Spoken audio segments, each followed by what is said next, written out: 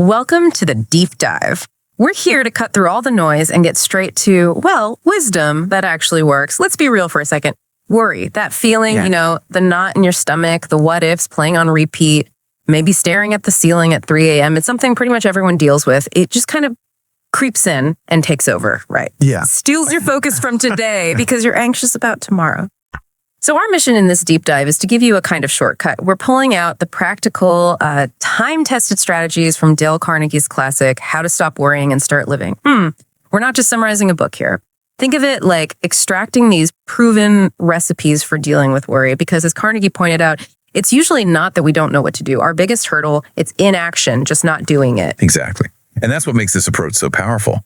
It's not just theory. We're going to walk through some really potent insights, but we'll anchor them with real stories, people who actually used these ideas and saw big changes. The goal here is simple: to give you, our listener, strategies you can actually use, things that can genuinely shift how you deal with worry, moving from that paralyzing feeling to something more, manageable, productive even. Okay, so Carnegie's first big idea really hits at the core of anxiety, doesn't it? This whole thing about dwelling on what's not happening right now. He calls it living in day-tight compartments. It sounds intriguing. What does that actually mean for us day to day? It's a really vivid metaphor, isn't it? Think of a big ship. A captain can hit a button and these steel doors close, sealing off different sections into watertight compartments. If one part gets flooded, the whole ship doesn't go down. Okay. Mental bulkheads. Precisely. Robert Louis Stevenson actually talked about this. Day-tight compartments means consciously doing that with our minds. Sealing off yesterday's mistakes, sealing off tomorrow's anxieties, and pouring all our energy into living just for today, just from now until bedtime. It stops one leaky worry from, sinking your whole day or week. Right. Mental discipline to stay present. That sounds simple, but probably quite hard in practice for a lot of people. It definitely takes practice. But the impact, it can be genuinely transformative. Look at Sir William Osler. Back in 1871, he was a medical student, apparently just crippled by worry, exams, his future, money, everything. Then he read this quote from Thomas Carlyle, just 21 words. "Our main business is not to see what lies dimly at a distance, but to do what lies clearly at hand." Focus on the immediate. Exactly. Yeah. That plus the ship analogy, it just clicked for him. Yeah. He stopped agonizing about the future and just poured everything into the task at hand each day. And this guy became one of the most famous doctors of his time, Regius Professor at Oxford, knighted by the king. All, he claimed, because he learned to live in day-tight compartments. Wow. From paralyzed by worry to that level of success, that's quite a testament to just focusing on the now.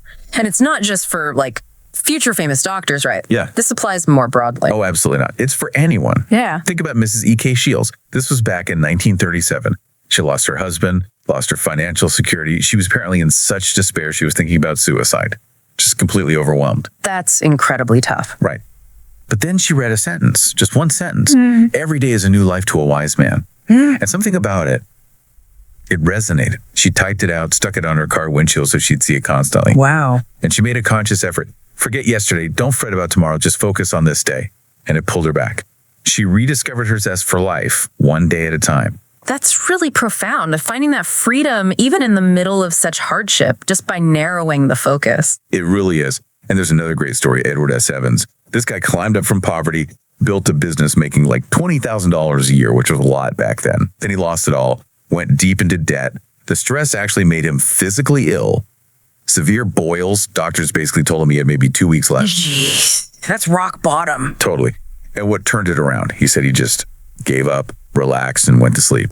He essentially stopped fighting, stopped the frantic worrying about what was lost or what might happen. He surrendered to the present moment. And when he woke up, he started applying this day-tight compartment idea. All his energy went into rebuilding, day by day, task by task. No room left for worry. And he recovered. He did. Recovered his health, built the Evans Products Company, which became hugely successful. They even named a flying field in Greenland after him. All from learning to live one day at a time. Okay, so mastering the present gives us a solid foundation. But what about when a huge worry just hits you? Like right now, demanding attention, overwhelming you. Carnegie's book apparently has a magic formula for those crisis moments. Sounds almost too good to be true. It does sound a bit like that, doesn't it? Yeah. But the power of this formula, which comes from Willis H. Carrier, the guy who basically invented modern air conditioning, is in its sheer logic. It's pragmatism. It's designed to cut through that emotional fog, that panic, and get your feet back on solid ground. It's a 3-step process. Yeah. Very clear, very dispassionate. Okay, let's hear it. What are the steps? All right, step 1. Analyze the situation fearlessly. Ask yourself honestly, what is the absolute worst thing that could possibly happen here? Step 2. Reconcile yourself to accepting it. Mentally get ready for that worst case outcome. Be willing for it to happen, as the philosopher William James put it. Accept the worst. That feels difficult. Almost like giving in. It sounds like giving in, but it's actually the opposite. It's about finding the floor. And then step 3, once you've mentally accepted that worst possible outcome, calmly dedicate all your time and energy to trying to improve upon that worst case. Okay, so accept the floor, then start building back up from there. You mentioned Carrier used this himself. How did accepting the worst actually help him act? Well, think about what happens when you're terrified. You're often paralyzed by the unknown, right? By imagining vague, terrible possibilities. By defining and accepting the specific worst case, you eliminate that paralyzing vagueness. Carrier faced this head on. He had this big project, a gas cleaning device for Pittsburgh plate glass. Huge potential cost, maybe $20,000 if it failed. And it looked like it was failing. He was understandably panicked. Right. So he applied his own formula. Worst case, his company loses the $20K, maybe loses his job. He sat with that, truly accepted it. And he said this incredible sense of peace came over him. The panic just drained away. Because the uncertainty was gone. Exactly. And from that calm place, free from the frantic worry, he could think clearly. He figured out a plan involving spending another $5,000 on new equipment. It worked. Not only did it solve the problem, they actually ended up making a $15,000 profit on the whole deal. Facing the worst allowed him to think, to act effectively. That's a fantastic example. And it wasn't just for engineering problems, right? There was that story about the student being blackmailed. Yes, the oil dealer in New York. He was getting blackmailed for $5,000, terrified it would ruin his business, maybe even land him in jail, completely panicked. He applied Carrier's formula. Okay, worst case, business ruined, maybe prison. He forced himself to accept that possibility. And that calmed him down. Enough to think straight. Instead of just panicking, he thought, wait, I should talk to my lawyer. The lawyer looked into it, and guess what? The supposed government inspector doing the blackmailing. He was a wanted con man. The police nabbed him pretty quickly. Wow. So the formula shifted him from pure terror to, like, effective action. Precisely. Problem solving instead of paralysis. Okay, Carrier's formula is great for those acute crises. But what about the more chronic stuff? The complex problems that just sit there and generate worry over time? How do we tackle those systematically? Carnegie seems to move towards a broader framework for that, right? More about analysis. Yeah, exactly. Beyond the immediate firefighting, we need a way to methodically break down problems. This really draws on basic problem analysis techniques. Think Rudyard Kipling's 6 Honest Serving Men. What, why, when, how, where, who. Carnegie boils it down to 3 key steps. First, get the facts. All facts objectively. Second, analyze those facts. Weigh them carefully. And third, this is crucial, arrive at a decision and then act on that decision. Action again. Seems to be a recurring theme. Absolutely paramount, because without action, all the fact-finding and analyzing in the world just becomes another form of procrastination, another way to spin your wheels and actually increase worry. It's paralysis, right? Yeah, I can definitely relate to that. Getting stuck just thinking about it. What happens if you don't act, especially when the stakes are high? Well, the mental cost can be enormous. Look at Galen Litchfield's story. He was managing an insurance company in Shanghai during the Japanese invasion in 1942. He was hiding something like $750,000 in securities from the occupying forces. If they found out, he faced the Bridge House, a notorious torture chamber. The stress must have been unbelievable. I can't even imagine. So what did he do?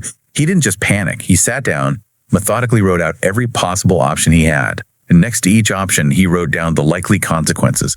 Just laid it all out, cold, hard facts. Like a spreadsheet of doom, almost. Sort of, yeah. Yeah.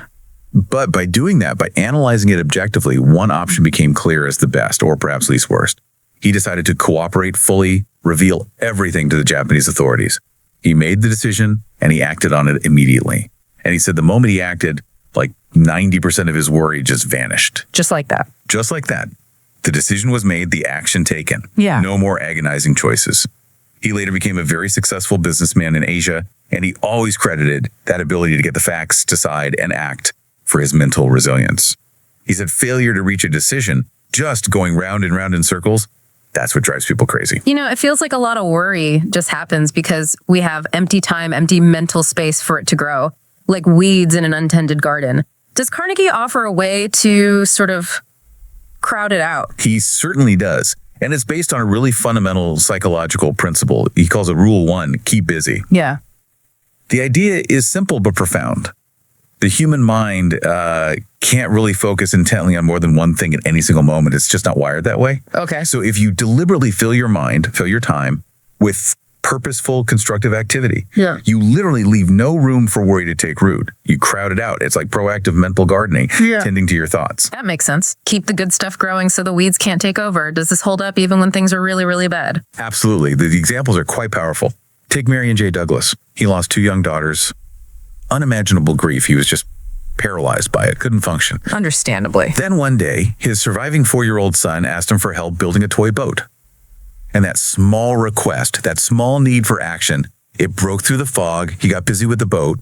Then he thought, what else needs doing? He made a list, 242 household repairs and tasks. Wow, 242. Yep, and he just threw himself into them. Fixing, painting, organizing. He said he got so incredibly busy, he simply had no time for worry. His mind was occupied. Even Admiral Byrd, the explorer, during those 5 months completely alone in the Antarctic darkness, pitch black, total isolation, soul-crushing conditions. Yeah, that sounds terrifying. He knew the danger wasn't just the cold. It was his own mind disintegrating. So what did he do? Meticulous planning. He scheduled every single hour of his day, specific times for scientific readings, for chores like leveling snowdrifts, even for cutting bookshelves. Constant, purposeful activity. It gave him, in his words, an extraordinary sense of command over myself. It kept the despair at bay. Structure as a shield against the void. Exactly. And one more quick one. Tremper Ongman. His fruit and extract company was facing ruin. He couldn't sleep from worry. His solution, he dramatically increased his work hours, worked 15, 16 hours a day for 3 solid months. That sounds exhausting. It was. But he said by getting so busy with problems demanding all my faculties, he literally broke the habit of worry. He replaced it with the habit of focused work. Okay, so keeping busy crowds out the big worries, but what about the little things? The constant drip, drip, drip of small annoyances that can just wear you down. Ah, yes, the little beetles of worry, as Carnegie calls them. It's funny, isn't it? We can face major dangers with courage, but then let some tiny irritation completely ruin our day. Totally, like spilling coffee or getting stuck in traffic. Exactly. So Carnegie's next rule is don't fuss about trifles. He emphasizes life is too short to be little. It's about perspective. Recognizing when something is genuinely just, not worth the mental energy. Easier said than done sometimes, though. How do you get that perspective in the moment? Extreme circumstances can certainly provide it. Robert Moore, he was trapped in a submarine, the Baya, 276 feet underwater for 15 hours. Terrifying. Yikes. During that time, facing potential death, he thought about all the things he used to worry about.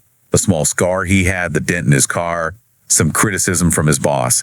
And in that context, they just seemed utterly absurd. Ridiculous. He vowed right then, if he survived, he would never again waste energy worrying about such insignificant trifles. Wow. A near-death experience as a perspective reset. It certainly was for him. But you don't need that extreme. Look at Charles Seyfried, a highway superintendent out in Wyoming. He was waiting for a lost survey crew, stuck in the woods, boiling hot, swarmed by mosquitoes, miserable conditions.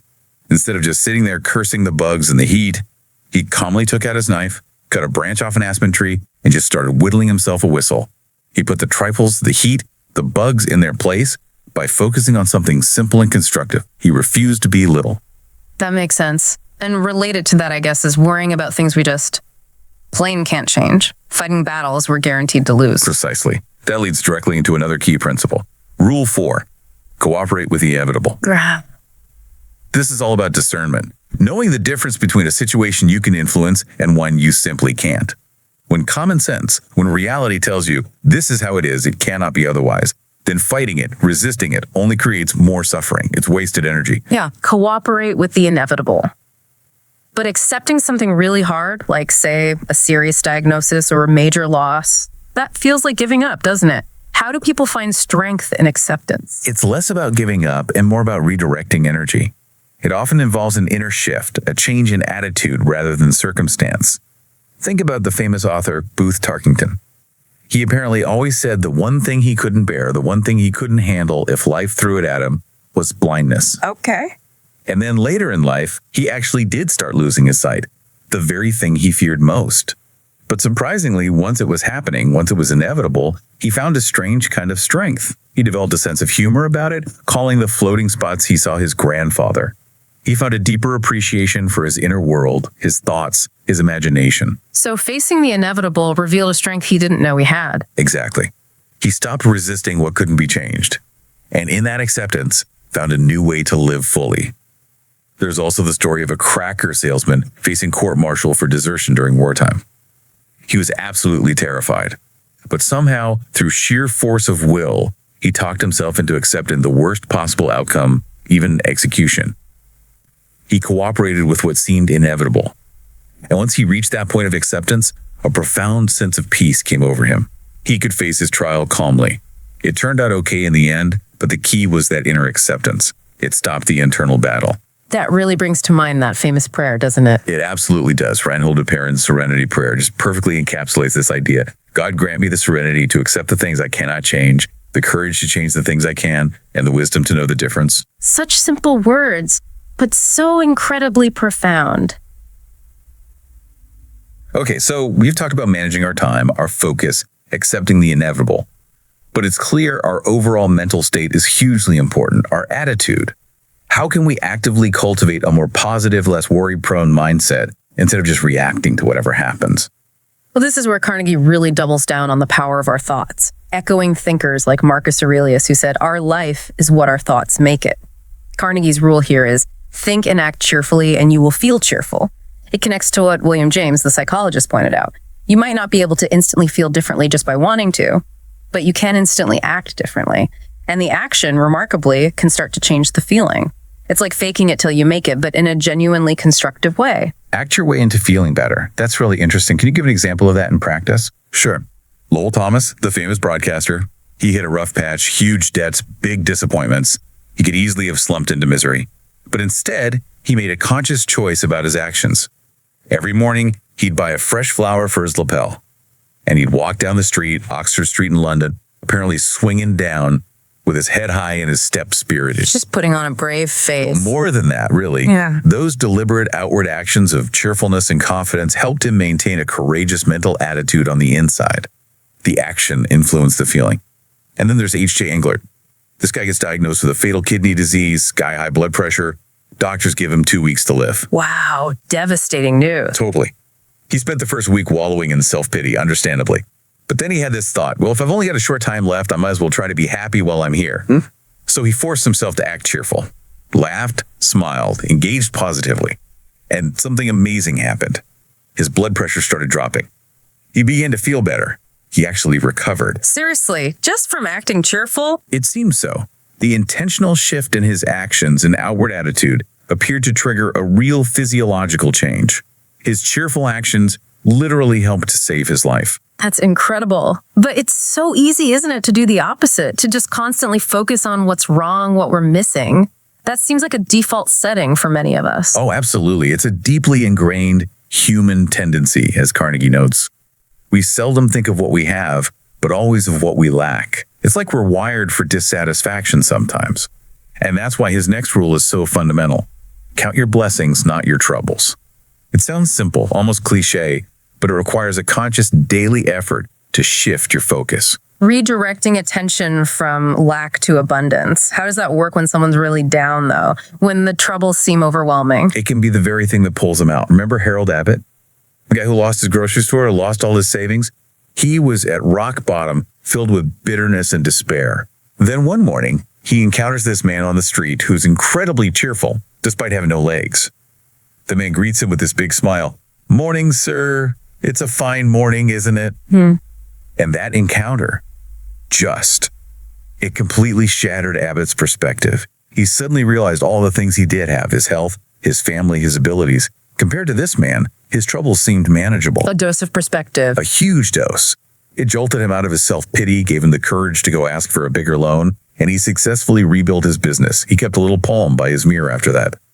"I had the blues because I had no shoes until upon the street I met a man who had no feet." Powerful stuff. It really is. And Lucille Blake, too. She was confined to bed for a whole year with a serious heart condition. Initially, she was just consumed by bitterness and resentment. But then she started consciously, deliberately, listing her blessings. Simple things. She wasn't in pain. She had her daughter. She could still see and hear, enjoy music, food, friends. As she focused on these things, day after day, her bitterness faded. She found peace. Looking back, she called that year confined to bed the most valuable and the happiest year of her life because it taught her gratitude. Okay, so shifting focus, acting cheerful. But what about when life just hands you something truly awful? A situation that feels objectively terrible, like a real lemon. Oh, the lemons.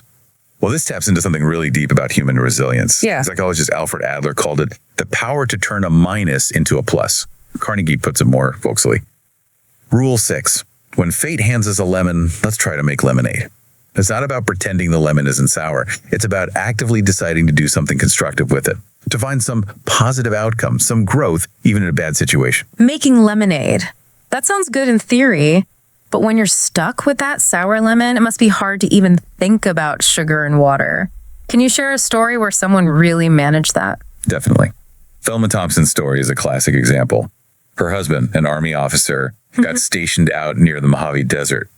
She had to go with him, living in this tiny, isolated shack. She absolutely hated it. Hated the scorching heat, the constant sand blowing everywhere, the isolation, the local people. She was just miserable, drowning in self-pity. That was pretty bleak. It was.